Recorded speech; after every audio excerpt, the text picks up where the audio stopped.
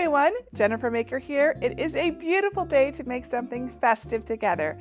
I just love Christmas ornaments, and I especially love making them as gifts or keepsakes for friends and family. And I have made a lot of different ornaments over the years. Glitter ornaments, layered ornaments, wood slice ornaments, arabesque ornaments, engraved ornaments, you name it, I've made it. But if you know me, you know I'm always looking to try something new. So this year, I thought it would be fun to make snow globe ornaments with photos. And this is not just your run-of-the-mill flat ornament. No, these are 3D dome ornaments, so they look like real snow globes. There's even a photo inside in snow and glitter. Shake it and watch it snow. How cool is that? So come with me and I'll show you how to make snow globe shaker ornaments with your own photos.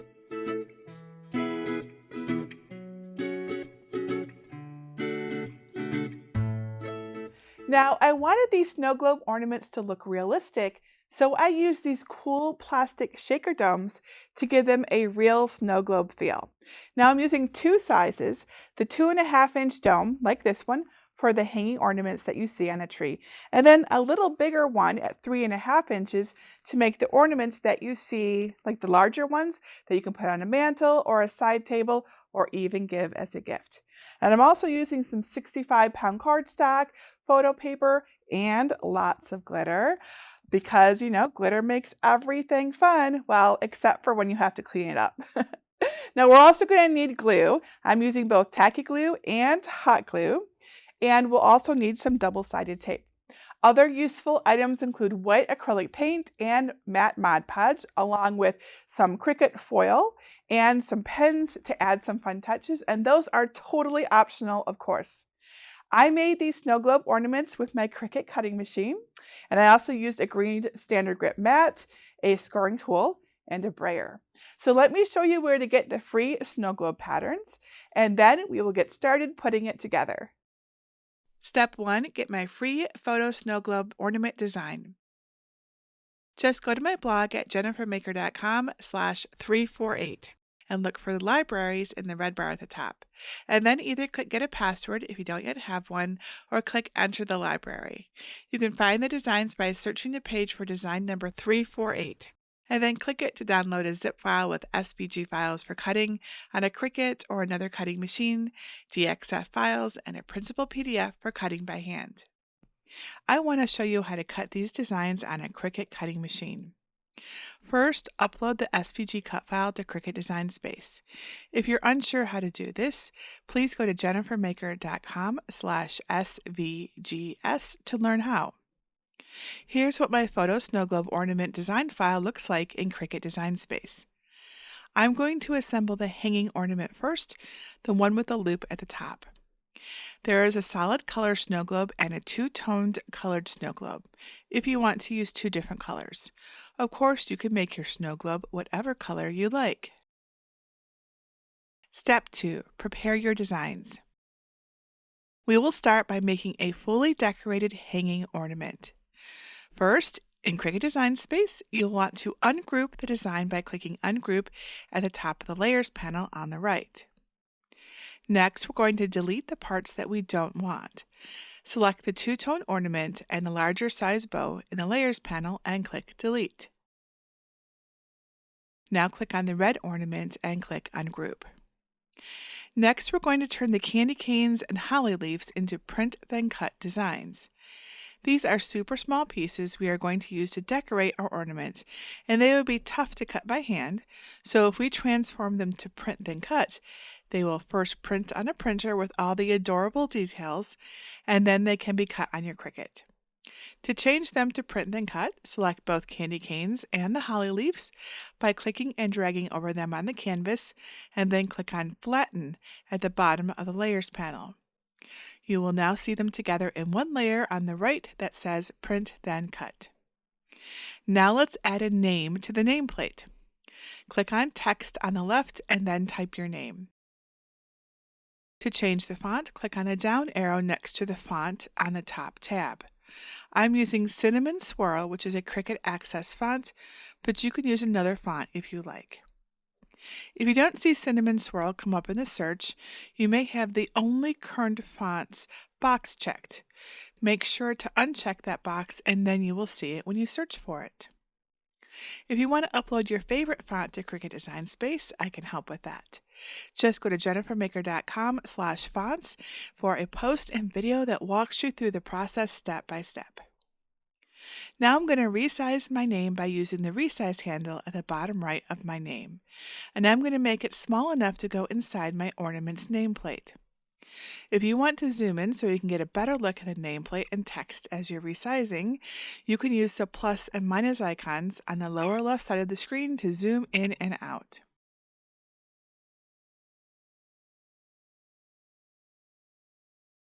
Once the size is right, select the text and the nameplate, which is the white layer, in the Layers panel, and click Align in the top tab and scroll down and select Center. Now I'm going to explain how to add some pretty foil detail to the ornament. In the Layers panel, select the text layer, the bow outline, the nameplate outline, and the lines on the ornament. With all 4 layers selected, click where it says Multiple under Operation on the top left and scroll down to select Foil and then choose Bold. You can choose Fine, Medium, or Bold for the Foil tool. Fine is a very small line, Medium is only slightly thicker, and Bold is a very thick line.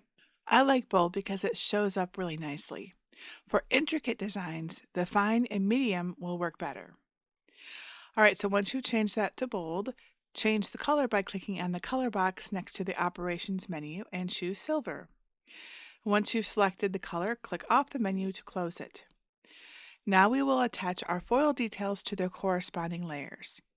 Select the name layer along with the nameplate and the nameplate outline and click Attach at the bottom of the Layers panel. Next, select the bow and the bow outline in the Layers panel and click Attach.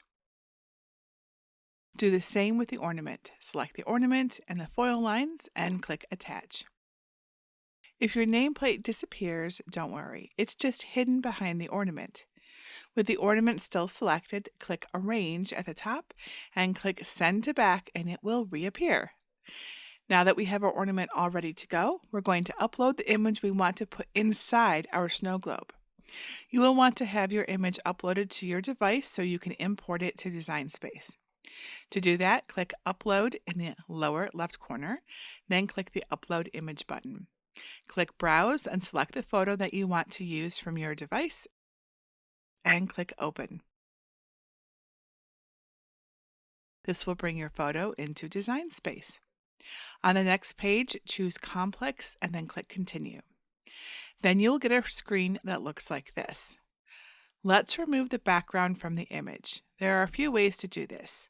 The first and easiest way is the automatic feature, but it's only available to Cricut Access members. Cricut Access is an optional subscription plan that gives you access to images, fonts, projects, and other discounts. If you want to learn more about Cricut Access, just go to jennifermaker.com/Cricut Access. If you don't have Cricut Access, you will still see this feature and be able to use it. However, a watermark will appear over your image. To use this feature, simply click on the Remove Background button under Automatic. This might take a few moments, but when it's done, you will see that the background is auto-magically gone. You should see only the part of the image that you want to use, your subject, over what looks like a blue and white checkerboard, which means that part is transparent. If there are parts that didn't get removed, you can use the magic wand or eraser tool to clean up those areas. Or if too much got removed, you can click Restore to add those parts back. And if not, then your image is ready to go. To use the magic wand, click on it and then click on the areas of the image you want to remove. Large parts of the image should be removed by doing this, but you'll have to click around a bit to get it just right. Or you can click on the eraser and drag that over unwanted areas to clean up the image. You can also adjust the size of the eraser by dragging your mouse up and down the slider. If you don't have Cricut Access and need to remove the background of your photo, you can also remove the background manually. Again, you can use the magic wand, the eraser, or there are also some more advanced options. The Advanced Options tool is a little more complicated. It allows you to select a certain number of colors in your image, which can help you remove larger areas all at one time. I usually get the best results I'm looking for with the other tools. We also have the ability to crop the image with the Crop tool. Once your image looks good, click Apply and Continue. Next, select Print Then Cut on the right-hand side. Select Upload and click on the image and select Add to Canvas.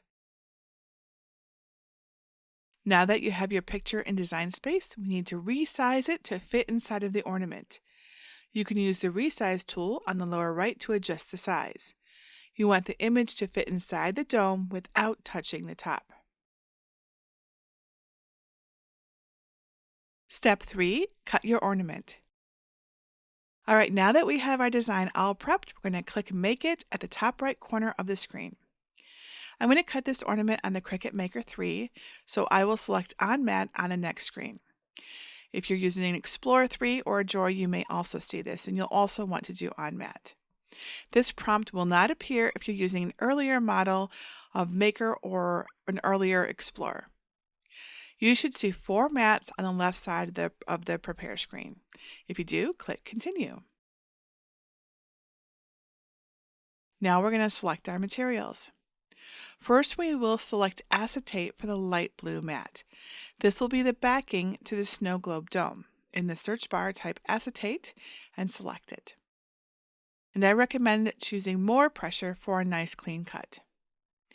Now remove the protective film from both sides of the acetate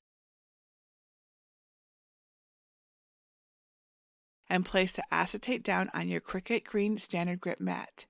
Gently burnish the acetate to the mat using the brayer tool to make sure that it's stuck to the mat. And then load your mat into your machine and press the flashing button to start your cut. When the cut is all done, unload your mat and remove the acetate from the mat by flipping the mat over and peel the mat away from the acetate. Next, we're going to do the print and cut for the photo and decorations. I'm using photo paper for this tutorial, but you can use regular cardstock too. I chose photo paper because it gives the cutouts a really nice shine and it makes the photos look amazing. I recommend using any photo paper that is compatible with your printer. Insert the photo paper into your printer so that it prints on the shiny side. Then click Send to Printer in Cricut Design Space. On the pop-up page, make sure Add Bleed is turned on. If you choose to use the System dialog box, be aware that it will appear behind your Design Space window, so you'll want to move your window to the side to find it. And I also recommend you click Advanced Options and make sure your paper type is set appropriately, and make sure your quality is set to Best for the most vibrant image. Then select Print. This will send your image to your printer and it will start printing it. When it's all done, you'll see a black rectangle on the finished print. This is your Cricut's registration mark and it needs to be there so it knows where to cut. Once the Cricut is finished printing, select the Browse All Materials on the right side of the screen and select Photo Paper under the Paper tab. If you're using cardstock, select Medium Cardstock from the Materials menu. Place the newly printed design on your Cricut Green Standard Grip mat, print side up. Make sure it's dry, and then gently burnish the design using the brayer tool to securely adhere it to the mat. Then load your mat into your machine and press the flashing button to start the cut. The machine will first use its sensors to read the registration mark on the print so it makes a precise cut. And when it's finished cutting, unload your mat. And remove the photo paper from the mat by flipping it over and gently peeling the mat away from the paper. This helps prevent the paper from curling and tearing.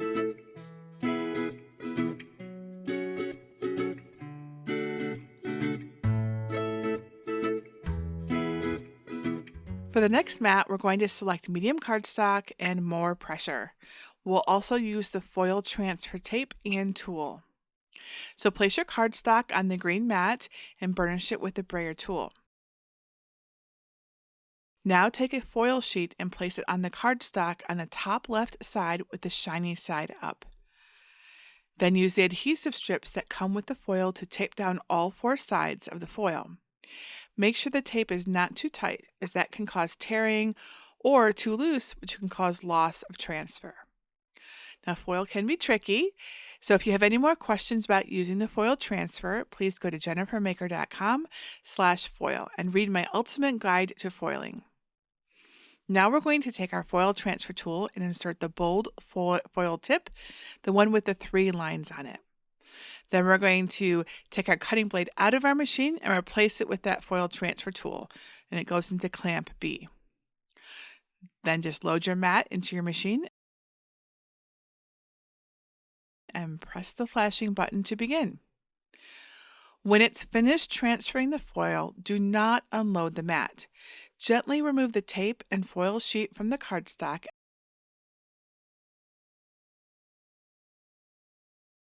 and replace the foil transfer tool with the fine point blade. Now press the blinking button again on your Cricut and it will start cutting it. And once the Cricut has finished cutting, unload your mat and remove the cardstock from the mat by flipping the mat over and peel the mat away from the paper.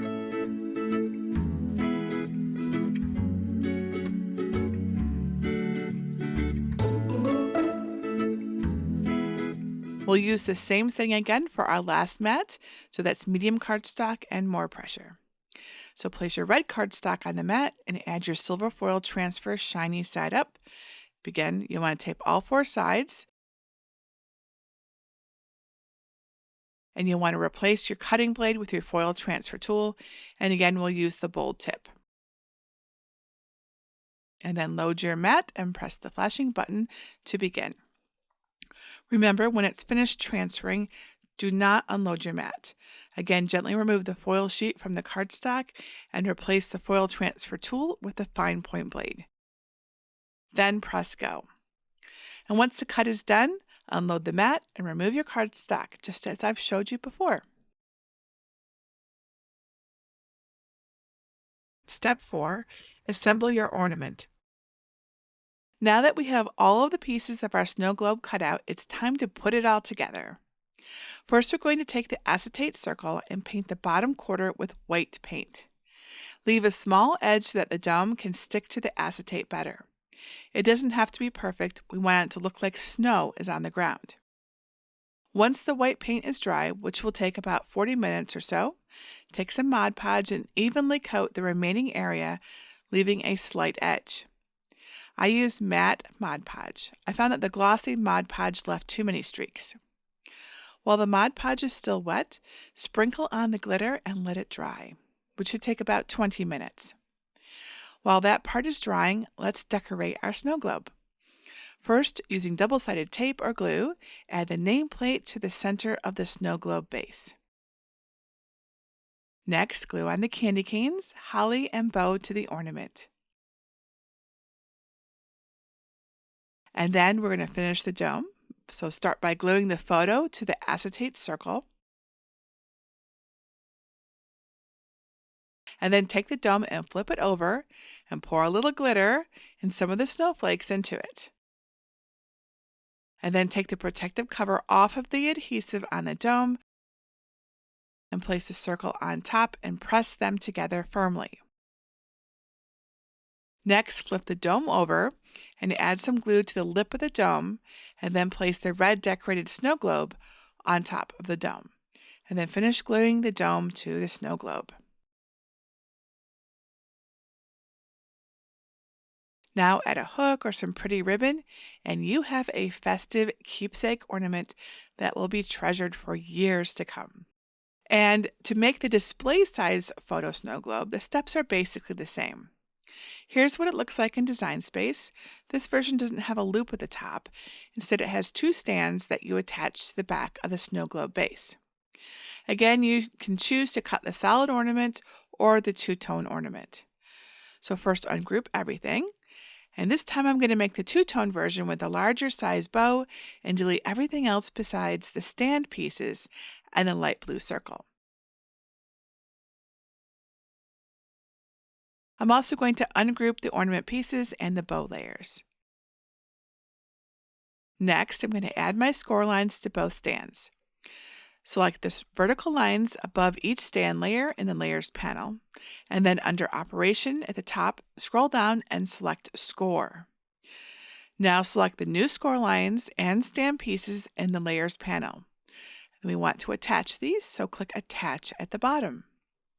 Now we'll add our name to the nameplate. Click on Text and select your font. And instead of a name, this time I'm going to add the year 2021 in the Cinnamon Swirls font again.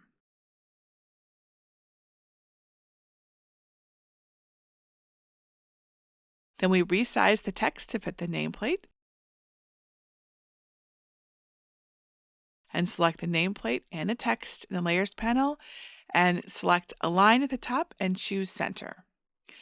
Next, select all of the outline pieces again, the text, the bow outline, the nameplate outline, and the lines on the ornament.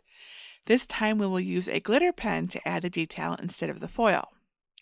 With all of those layers highlighted in the Layers panel, click on Operation at the top and scroll down and select Pen.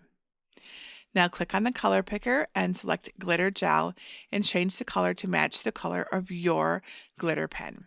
And honestly, it doesn't really matter what color you choose. What matters is what color you put into your machine. Then select the text, the nameplate, and the nameplate outline in the Layers panel and click Attach at the bottom. We need to do the same for the bow and the ornament. So select the bow and the new pen lines and click Attach and do the same with the ornament.